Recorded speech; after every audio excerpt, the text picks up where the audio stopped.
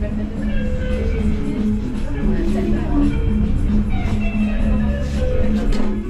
collectif 39 existe depuis un an à peu près.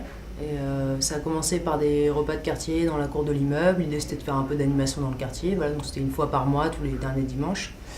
Et ensuite, on a décidé de faire de la récup dans les magasins et d'ouvrir une cantine parce qu'on avait ces locaux qui donnaient sur la rue, qui étaient inutilisés.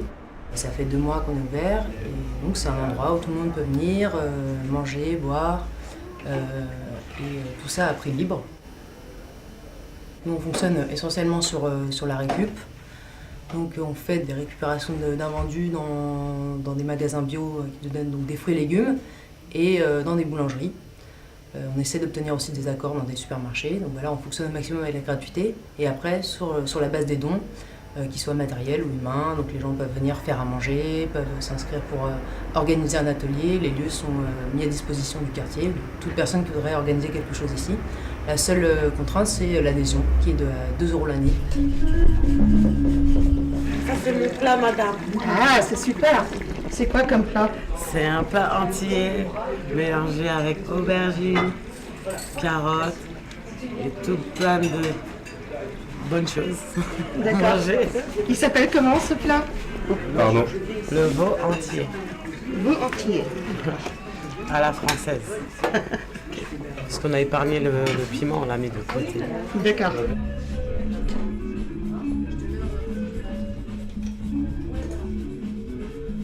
Après, on a vachement travaillé sur la déco. C'est une fresque qui a été faite avec plein de gens, notamment des gens du quartier. À la base, il y avait un papier peint un peu fade derrière. On a repris le même motif et on a fait des choses par-dessus.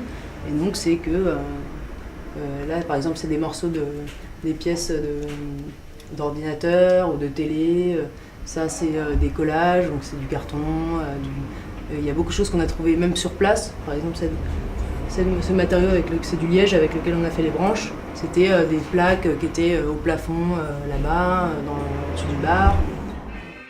Le bar, lui aussi, a été fait à base de récup. Donc, notamment, il y avait un échafaudage devant l'immeuble qu'on a récupéré pour faire les structures du bar, donc les pieds. Après, on a rajouté, donc, on a utilisé des portes de cave pour faire les dessus. On a poncé, on a travaillé. Et après, il y a plein de petits détails, de choses qui ont été trouvées dans la rue. Donc, par exemple, la frise marocaine, qui est un motif qui est repris un peu partout.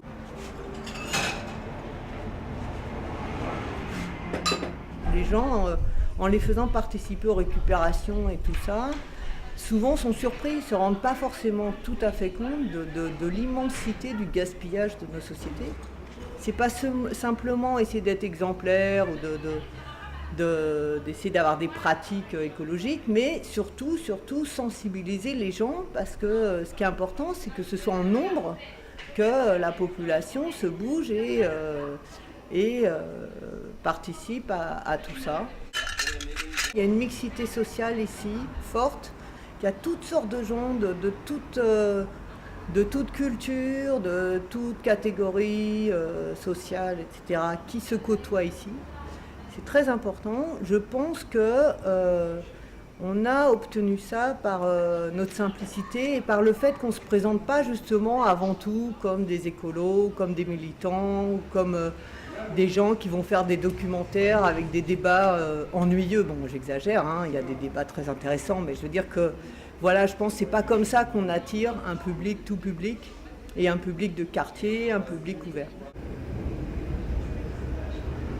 On n'a pas énormément de terre, on a 2 bandes de terre d'environ 10 mètres, mais on a essayé d'optimiser. Donc on a planté beaucoup des tomates, des courgettes. Pour agrandir un peu les capacités, on a aussi planté sur le toit. Et on espère petit à petit faire le long des murs, c'est-à-dire mettre des sortes de grillages et des petits pots.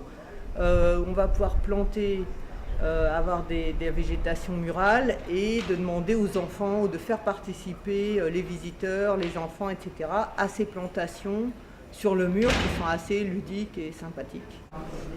L'idée, c'est toujours d'être toujours dans l'idée du circuit court, c'est-à-dire plus on produit nous-mêmes, on consomme nous-mêmes, moins on a besoin d'acheter et de passer par divers circuits de distribution. Donc ça reste quand même le principe de base, hein, de cultiver son jardin.